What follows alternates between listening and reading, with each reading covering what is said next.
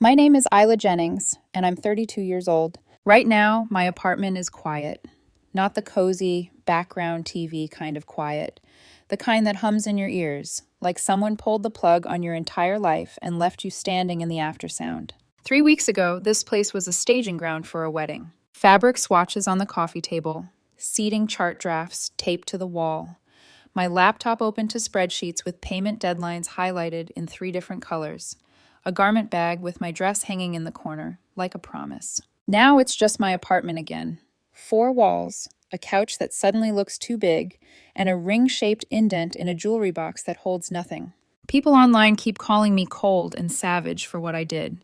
Maybe they're right, or maybe you'll understand when you hear it from the beginning. It started on a Thursday morning. I was halfway through a conference call with a client, nodding along while 3 different managers argued about deliverables. My camera was off, my microphone muted, my notebook open to a page that had slowly turned into a doodle of overlapping squares. Project management for a logistics firm sounds more glamorous than it is. Mostly, it's adults fighting over calendars. My phone buzzed on the desk beside me. I glanced at the screen, expecting a reminder about our venue walkthrough that afternoon. 3 weeks until the big day. Final details. Final payments. Final chance for anyone to back out before we signed our lives together in front of 120 people. The message preview showed one word that made my stomach tighten. Hey. I flicked my eyes back to the screen sharing on my laptop. Someone was droning about revised timelines. I opened the message. Hey, I know this is bad timing, but I can't stop thinking about Mara. I feel like I need to see her and get real closure before we get married. It wouldn't be fair to you to walk down the aisle with any doubts. I still love you, but I need to do this for myself. I'm going to see her this weekend. Don't worry. I read it once, then again. By the third time, the words stopped feeling like words and more like someone had poured ice water straight into my chest. Mara, of course. Mara Lewis, the ex-girlfriend he'd dated for 5 years before me, the one he always described as intense and complicated, with a half-smile that never quite reached his eyes.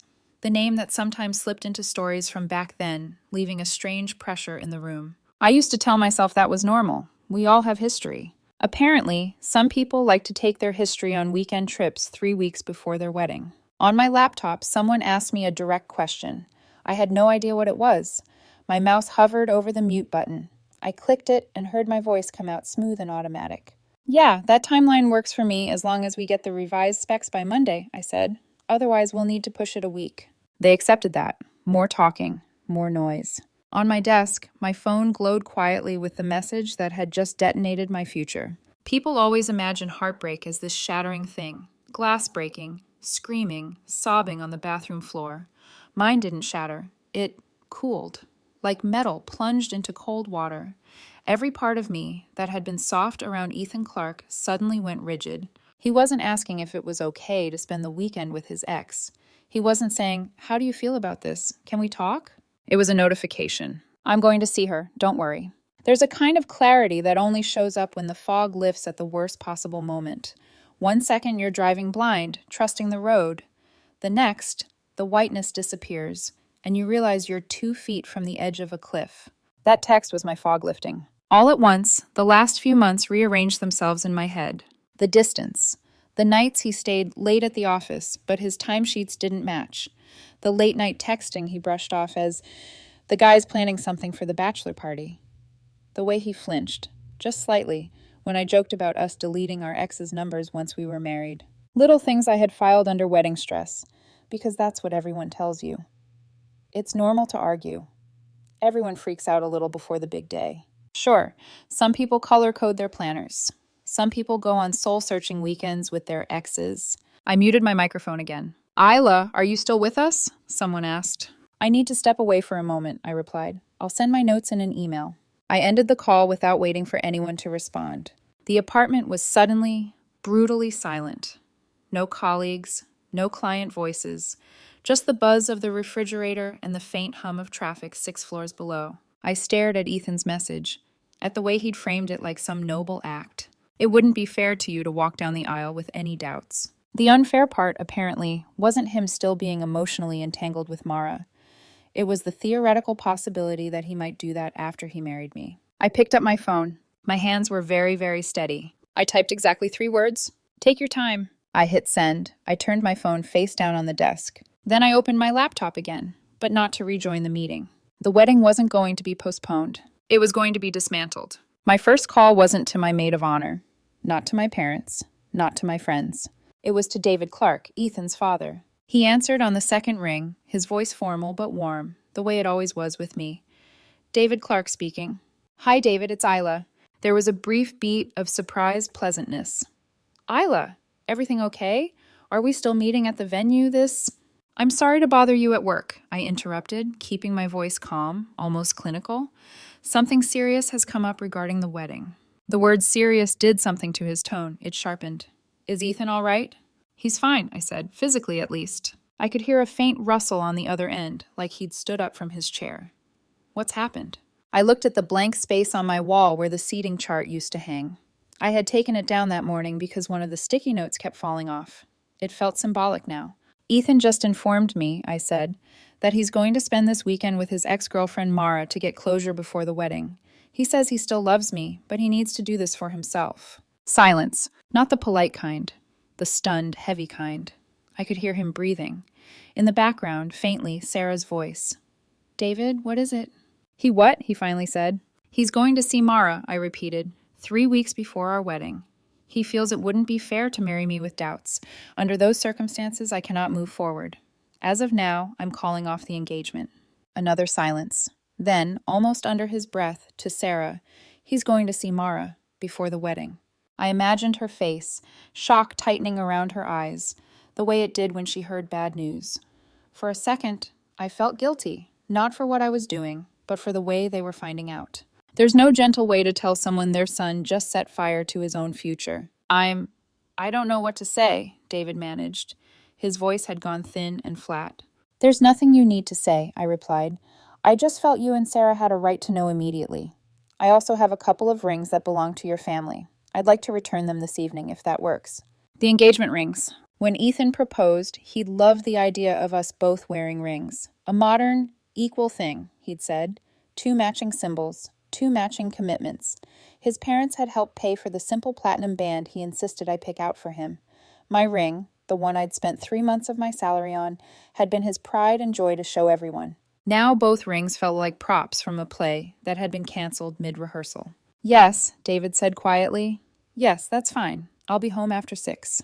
Thank you, I said. I'm sorry it turned out this way. So are we, Isla, he replied. I could hear Sarah crying softly in the background. So are we. The next calls were easier, in a way. The venue coordinator was sympathetic but firm.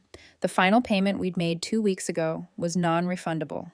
$20,000. Gone with a, "We're so sorry, but it's in the contract." The caterer wasn't much better, nor the photographer, nor the band. Each call felt like hammering a nail into the coffin of a version of my life that no longer existed. By the time I got to the travel agent to cancel our honeymoon to Greece, I felt hollow. Another 5,000 lost. Another chirpy voice saying, I wish there were more I could do. I wish there had been more Ethan could do too, like not booking a spiritual field trip to his ex's arms. When the last booking was canceled, I went to the small stationery store across the street and bought cardboard boxes. The clerk asked if I was moving. I smiled and lied. In a way, I was. Back at the apartment, I walked through each room with the boxes flattened under my arm. Ethan's shoes lined up by the door, his weights in the corner, the shelf he'd slowly colonized in the bathroom with his shaving kit and cologne. His side of the wardrobe, overflowing because he hated folding anything. I started in the bedroom. T-shirts, jeans, dress shirts bought specifically for engagement photos, the cufflinks his father gave him. I folded everything neatly, more carefully than he ever had. It wasn't spiteful. It was methodical. If I was going to erase him from my space, I was going to do it properly. Ethan, clothes. I wrote it on the first box in black marker. Next came the bathroom. Razors, cologne. The hair product he swore was different from the 3 identical jars already on the shelf. The aftershave I'd given him last Christmas. Ethan, bathroom. Books he'd never finished. Video games he'd insisted he needed time to really get into. A drawer full of tangled cables that I knew he'd never organize if I left it to him. Ethan, books. Ethan, MISC. Ethan, tech. By the time I was done, there were 22 boxes stacked in the spare room. Neat, labeled, contained. The apartment already felt larger, like walls that had been inching closer without me noticing suddenly took a step back. At 6:30, I drove to the Clarks' house with 2 small ring boxes in my coat pocket. Sarah answered the door. Her eyes were red and swollen, the kind of puffiness that only comes from crying all afternoon.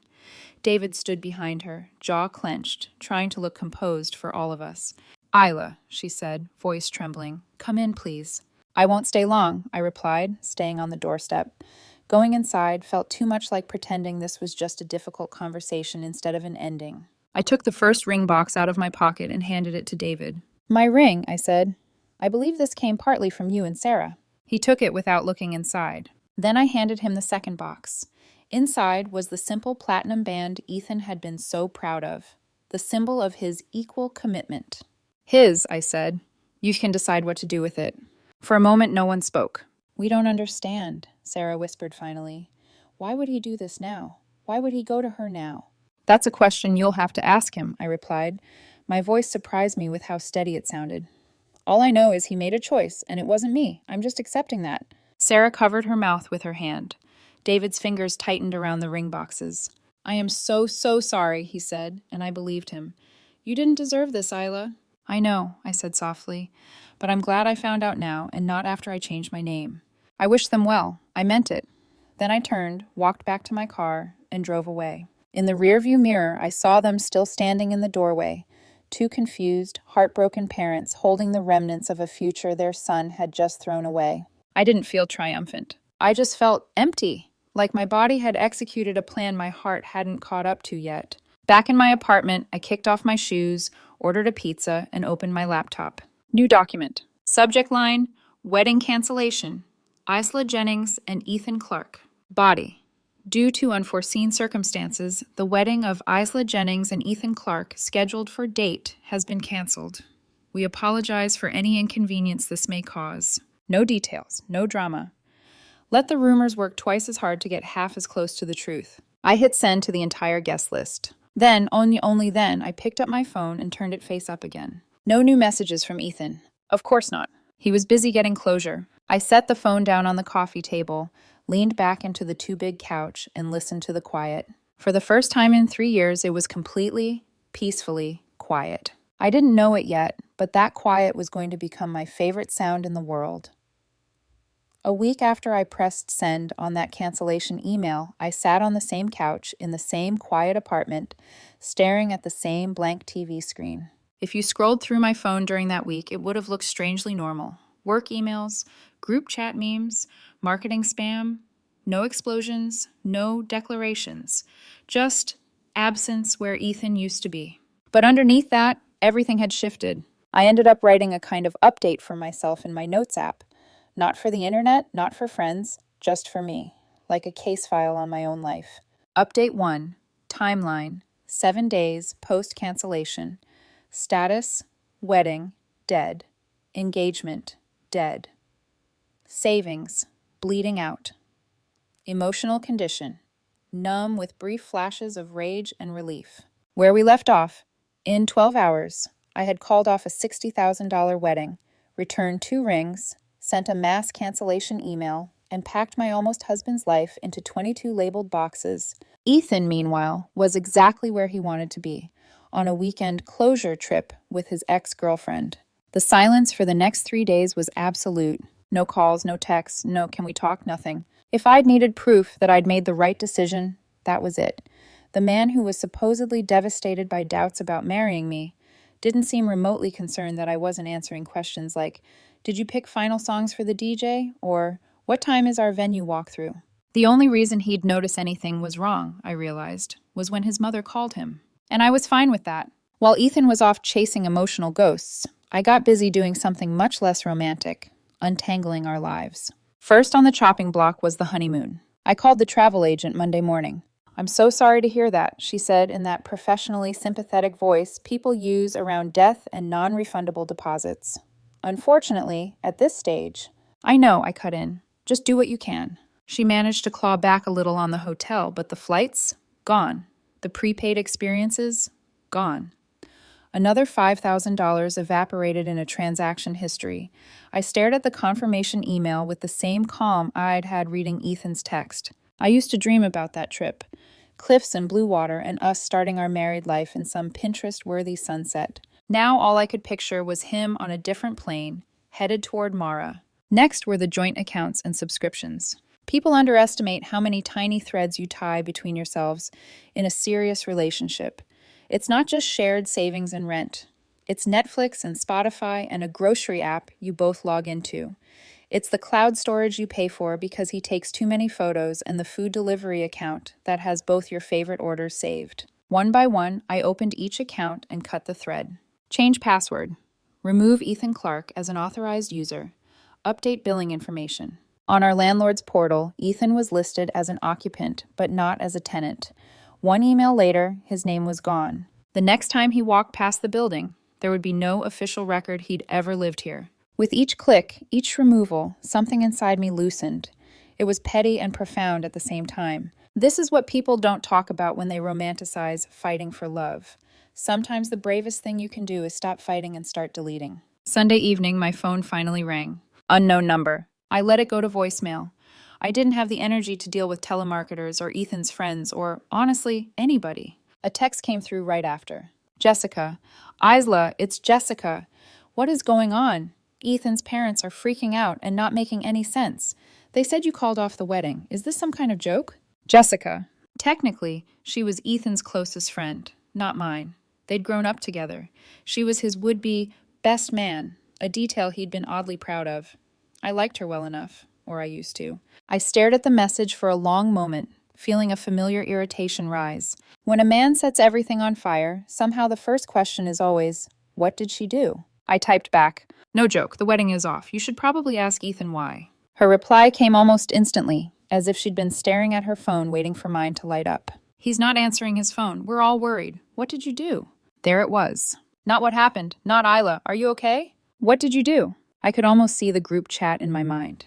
Ethan's friends half panicking, half gossiping, already writing a version of this story where I was the villain. I locked my phone without replying. If they wanted answers, they could start with the man currently in another city, on another couch, in another woman's arms. The main event didn't hit until Monday morning. I was brushing my teeth when my phone buzzed with another unknown number. I spat, wiped my mouth, and actually considered answering this time. I didn't. A few seconds later, the voicemail icon appeared. For a moment, I just stared at it. Then I pressed play. Isla, call me right now. Ethan's voice. Frantic. High-pitched in a way I'd never heard before. My mom just called me screaming, he continued. She said you gave the rings back. What is going on? Why would you do that without talking to me? This is insane. Call me. I watched myself in the mirror as I listened. Hair a mess, an old t-shirt, toothbrush still in hand. Not once in that voicemail did he mention Mara. Not once did he say, I shouldn't have sent that text. I'm sorry. He wasn't shocked by what he'd done. He was shocked by the fact that I'd reacted. The text messages started 5 minutes later. Why are you doing this? I told you I still loved you. My parents are acting like I committed a crime. You twisted everything. You had no right to cancel everything without even talking to me.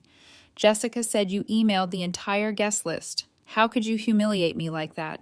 It was fascinating, in a detached sort of way, realizing how quickly he'd cast himself as the victim in a story he'd started. In his version, apparently, the real offense wasn't him disappearing with his ex 3 weeks before our wedding.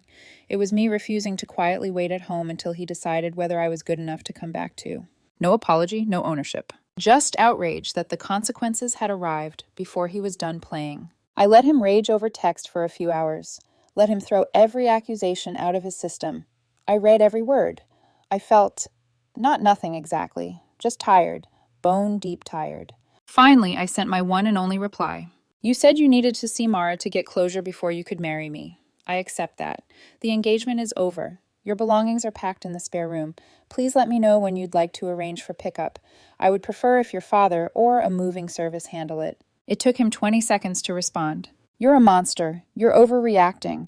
You took that text the wrong way. I was going to come home and talk everything through.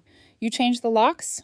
This is psycho, Isla. Let me in to get my things. I hadn't actually told him I'd changed the locks yet. A beat later came another message. Wow, my key doesn't work. Did you seriously? I sighed. Yes, the locks have been changed. Please arrange a time for pickup. That, apparently, was the unforgivable act. Not that he'd chosen to test drive his ex before committing his life to me, but that I'd had the nerve to secure my own apartment without his permission. His messages spiraled into insults. When he ran out of words, other numbers started popping up. Jessica. You're being so controlling and manipulative. She meant he, but the slip said a lot. Made one little mistake because he was stressed about the wedding and you destroyed his life. Lauren. Real women fight for their relationships. They don't just throw them away like trash. Ethan deserves better than this. A little mistake. Planning a secret trip to see your ex. Lying by omission for weeks. Buying plane tickets. Packing bags. Consciously choosing not to tell me. All neatly filed under oops. For the first time since the text, real anger flared in my chest.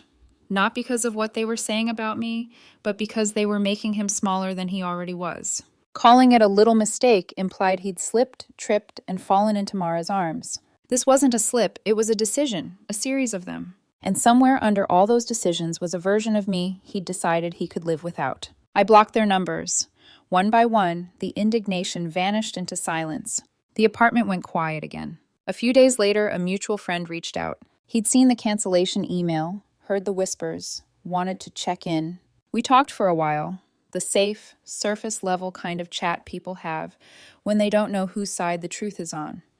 Then, after a long pause, he sighed. There's something I should probably tell you, he said. I thought it was just stupid flirting. I didn't think it would go this far. My grip tightened around my mug. What? Ethan's been in contact with Marr for months, he admitted. Since, I don't know, late last year. It wasn't just like, hey, how are you? It was intense. A lot of long calls, DMs. He kept saying he was just getting closure about how it ended. I told him it was a bad idea, but he trailed off, guilt thick in the silence between us. So this sudden crisis of doubt, I said quietly, wasn't sudden. No, he said. The weekend trip? That was supposed to be his final test. See what it felt like to be with her again before he married you. His final test, I repeated, my voice flat. And I was what? The control group? He didn't answer. I didn't need him to. In that moment, everything snapped into terrifyingly sharp focus. The late texts, the weird half-excuses, the way he sometimes looked at me, like he was trying to superimpose someone else's face over mine. Ethan hadn't just gone for closure. He'd gone to see if the fantasy of getting back with Mara felt better than the reality of marrying me. He wanted to have his cake and eat it too. He just never imagined that while he was gone, I would throw the entire cake in the trash. I hung up the phone and sat there in the quiet, staring at the 22 boxes stacked in the spare room. For the first time since it all began, the numbness cracked. Not into sobbing or screaming. Into something far more dangerous. Resolve. If he thought he could choose between us on his timeline, he was about to learn what it felt like to have that choice taken away. And the real fun, the part he'd never see coming, hadn't even started yet. Saturday arrived with the kind of heavy gray sky that makes the world feel slower, quieter. Fitting, I thought. There's something almost poetic about lousy weather on the day you return someone's entire life to them in cardboard boxes. At 9:02 a.m., 2 minutes past the time we'd agreed upon, a moving truck pulled up in front of my building. The engine rumbled for a few seconds, then shut off. The street settled into silence again. I stood in the hallway, arms crossed, listening for footsteps on the stairwell. It didn't take long. Voices, heavy breathing, the clatter of someone trying and failing not to bang a large object into the railing.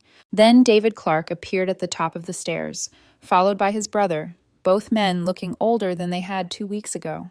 And behind them, on the sidewalk outside the glass entry door, stood Ethan. He wasn't coming in. Whether that was his choice or because David told him he wasn't welcome, I couldn't tell. He stood with his hands shoved into his jacket pockets, shoulders hunched, sunglasses on even though the sky was thick with clouds. He looked small. Not physically, emotionally, like a man who'd been walking in the wrong direction for miles and just realized the road ended. David cleared his throat. Morning, Isla. Morning, I said, keeping my tone neutral. He stepped forward. We'll get started. The boxes are in the spare room, I said, all 22. I stepped back, holding the door open just enough for them to pass. David nodded in thanks and entered. His brother followed, eyes darting around the apartment like he expected to find bodies taped under the floorboards. Ethan didn't move. He stayed at the entryway just outside the door, exactly where I had stated he was allowed to stand, not even an inch closer. It wasn't about being cruel. It was about boundaries, something he had failed to respect long before this day. The first time he opened his mouth, the words came out thin and strained. Isla, we didn't have to do this like strangers. I didn't look at him. Strangers would have treated me better. That shut him up. Behind me, David began hauling the first box down the hall. Where should we stack these? He asked.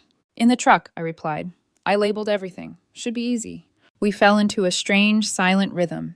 David and his brother carrying box after box. Ethan standing in the doorway like a ghost trying to cross a threshold he no longer had permission to enter. And me, leaning against the wall, arms folded, watching the slow erasure of him from my home. Every box seemed to weigh more than the last, not because of the items inside, but because of what they represented. Every compromise I made, every doubt I swallowed, every future plan I built for someone who'd been quietly building an exit ramp. About halfway through, Ethan tried again. His voice cracked on the first syllable. You didn't have to pack everything. We could have just talked. I offered many chances to talk, I said. You chose not to take them. He shook his head, the sunglasses hiding his eyes but not the desperation creeping into his posture. You blindsided me, Isla. I let out a quiet, humorless laugh. You sent me a text saying you needed a weekend with your ex to get closure, 3 weeks before our wedding. The only person blindsided was you, when you realized there were consequences. He flinched like I'd thrown something at him. Good. Pain wasn't always cruelty. Sometimes it was clarity. When the last 6 boxes remained, David paused, wiping his forehead with the back of his hand. That should be everything after this, he said, breath heavy. He glanced at Ethan, not angrily, not sympathetically, but with the exhausted disappointment of someone watching their child walk straight into traffic after being given every warning not to. Thank you for packing things so neatly, he added. It made this easier. It was the least I could do, I said truthfully. They headed back down the hall. When they were out of earshot, Ethan's voice came again, small, quiet, almost broken. Isla, please. He took one tiny step forward, not into the apartment, just closer to the edge of the doorway, like a man begging to be heard by someone who finally stopped listening. Are you happy now? He asked. You got what you wanted? You ruined everything. That was the moment I turned to look at him fully, the first time since this whole disaster began. And all I saw was a stranger. Not the man I loved, not the man I almost married, just someone who made his choices and didn't like who he became because of them. I didn't ruin anything, I said quietly. I just cleaned up the mess you made. I didn't raise my voice. I didn't lash out. I didn't cry. I simply told the truth, and it landed harder than any scream could have. Ethan's jaw clenched, his throat bobbing like he was swallowing words he didn't know how to say. Behind him, David called his name. The last box, David said from the truck. Let's go. Ethan hesitated, but in the end he walked away. Not because he wanted to, but because there was nothing left to stay for. When the door closed behind them, the silence hit me all over again. Not heavy this time, not suffocating. Just quiet. A clean break in sound, like the end of a song that had been stuck on repeat for far too long. I leaned my forehead against the door, exhaling slowly. It was over. The wedding. The engagement. The excuses. The slow dawning realization that I had loved someone who didn't know what commitment meant. It was all over, or so I thought. But endings with people like Ethan aren't clean. They linger. They reshape themselves in other people's mouths. They mutate into stories you don't recognize. I didn't know it then, but the next chapter wasn't peace. It was war. Not the loud, explosive kind. The quiet, whisper behind your back kind. The kind that stains reputations. The kind that twists narratives. The kind that turns you from heartbroken to villain in less than a week. The kind where the only weapon sharp enough to cut through the lies is the truth he wrote himself. If you've ever ended a relationship that other people were invested in, you know this truth. The breakup doesn't stay between the two of you. It becomes public property. And when the other party refuses to take responsibility, the story you lived gets rewritten into something you don't recognize. That's exactly what happened next. A week after Ethan collected his boxes, I began noticing the shift. It started small. A friend of a friend hesitating before greeting me at the grocery store, a coworker asking with careful wording if I was doing okay. Then came the messages. Quiet ones. Indirect ones. Hey, someone said Ethan's really struggling. Is it true you blindsided him? I heard he didn't even get a chance to talk to you before you threw him out? That sounds unlike you. My sister knows one of his bridesmaids. They're saying you overreacted and humiliated him. At first, I brushed it off. Let people talk, I thought. I knew what happened. Ethan knew. His parents knew. But rumors are parasites. They don't need truth to spread, just a host. And Ethan had hosts everywhere. The smear campaign begins. It didn't take long before I found the digital fingerprints. Vague posts on Instagram stories, subtweets, a carefully curated image of Ethan as the devastated, blindsided groom-to-be with a cruel, impulsive fiancé. They never used my name. They didn't need to. People love filling in the blanks. Sometimes you think you know someone. Escape toxicity just in time. Emotional manipulation isn't love. Proud of you, bro. Real partners talk things through. They don't destroy everything in one day. Jessica and Lauren were the loudest voices, the self-appointed moral committee of Ethan's downfall. Their posts read like feminist fortune cookies with none of the nuance. Women who are threatened by the past have no clue how to build a future. Men shouldn't be punished for being honest about their feelings. Some people are addicted to drama. They create storms and then claim it's raining. I almost admired the artistry of the narrative. They painted Ethan as the brave man trying to be emotionally honest, and me as the unstable woman who snapped. It might have been funny if it hadn't started bleeding into my real life, because then my mother called. Her voice was shaking. Isla, someone told Linda that Ethan said he was scared of you, that you locked him out in a rage, that you refused to even talk. I almost dropped my phone. My own mother, who has known me for 32 years, was calling to ask if I had become the kind of person who traps men out of apartments and cancels weddings in screaming hysteria. I didn't scream, I said quietly. I didn't rage. I didn't throw anything. I didn't even cry. But people are saying, I know what people are saying, I cut in. And none of it is true. My mother went silent, not in disbelief, in anger, but not at me. At him. And that was when I realized something.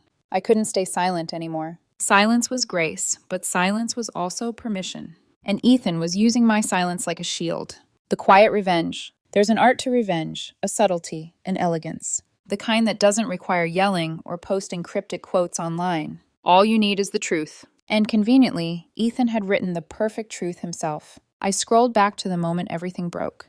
The message that detonated a $60,000 wedding and a 3-year relationship. Hey, I know this is bad timing, but I can't stop thinking about Mara. I reread it once, twice, 3 times. Then I took a screenshot. Just one. Not the whole conversation. Not any follow-up texts. No commentary. Just his own words. I didn't post it publicly. That would have been messy. And messy would have made me look exactly like the villain they were writing. Instead, I sent it to 3 people. Only 3. Because sometimes you don't need an army. You just need the right messengers. Message number 1, Jessica's husband. A decent guy, quiet, level-headed, not a fan of drama. I sent the screenshot with a single sentence. This is the minor disagreement Ethan says I destroyed our relationship over. Thought you should know the truth. 10 minutes later, the typing bubble appeared. Then disappeared. Then reappeared.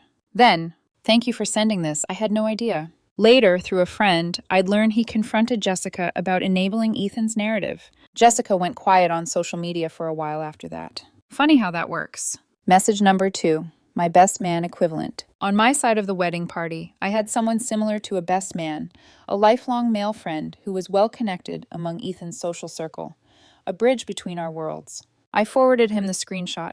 My note, in case anyone asks what happened, this is why the wedding ended, not the fiction being spread.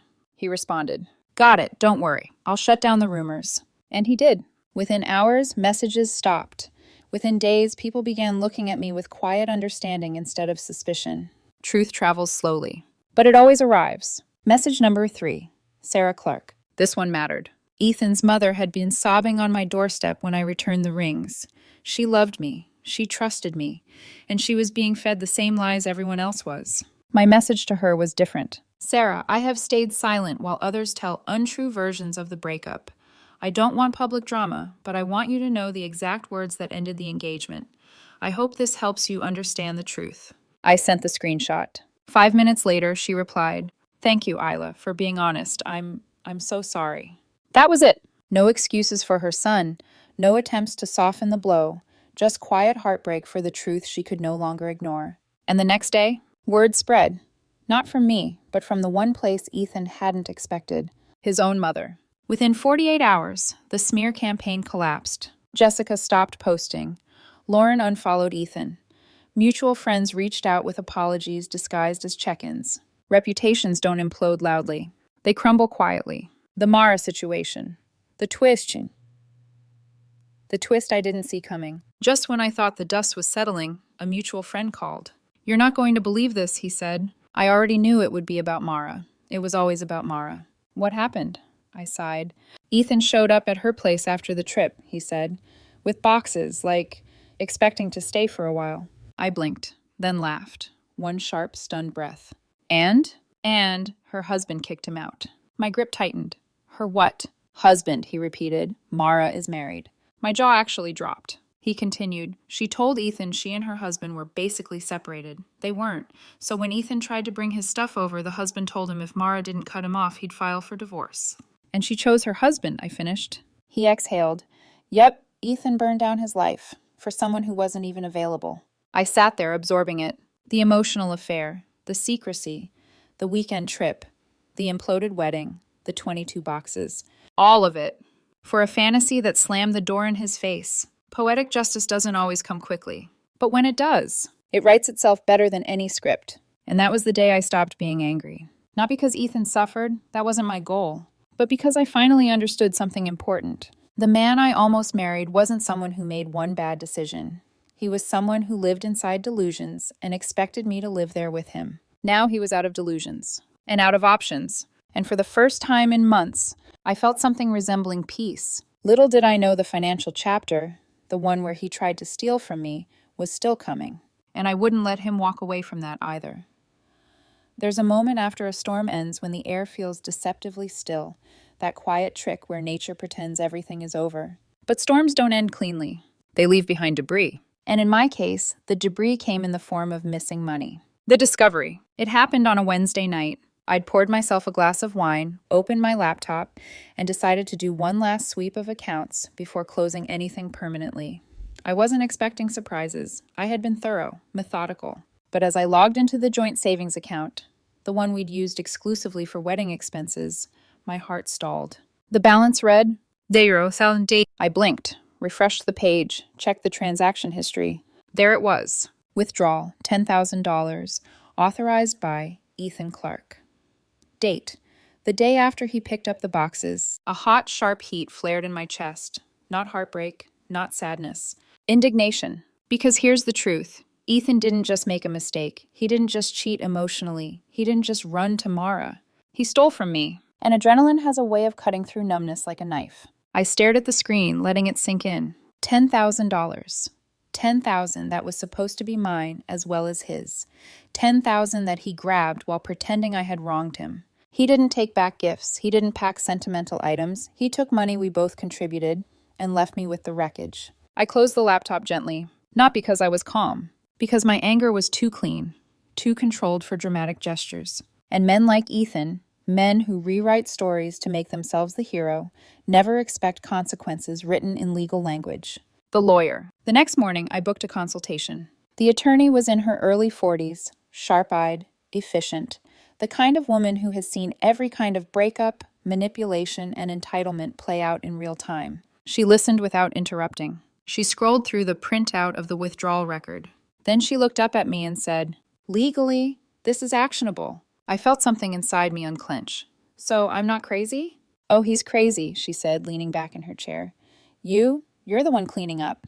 She drafted a letter, crisp, formal, devastating in its precision. It demanded $5,000, my half of the joint funds, to be returned within 14 days. No accusations, no dramatics, just the law. But then she did something masterful. She attached an itemized list of every non-refundable wedding expense I had covered, not to demand repayment, just to document it, to make the moral weight clear. And at the end, she added, "My client is not seeking recovery of the full wedding losses. She is only requesting the return of her rightful portion of the joint account funds that Mr. Clark withdrew after the engagement was terminated." Translation? "We know what you did. We're letting you off easy. Don't make this worse." She mailed it to his parents' house, the only address he was reliably using now. And then we waited. The check. It arrived 9 days later. A plain envelope, no return address. Inside was a cashier's check for $5,000, signed not by Ethan, but by David Clark. There was no note, no apology, no explanation. Just the money. Just the quiet acknowledgement that they knew exactly who was in the wrong. And for the first time since this all began, I felt something close to closure. Real closure. Not the type you chase in another city. Not the type you whisper about in someone else's bed. Not the type you text your fiancé about without thinking through the consequences. This was the kind of closure that comes from truth, accountability, and a line finally drawn in permanent ink. 6 months later, people think healing is a cinematic moment, a sunrise, a new romance, a single epiphany. It's not. It's repainting your living room because you suddenly can. It's buying a new couch because the old one held memories you didn't want anymore. It's throwing away chargers that belonged to a man who always forgot his.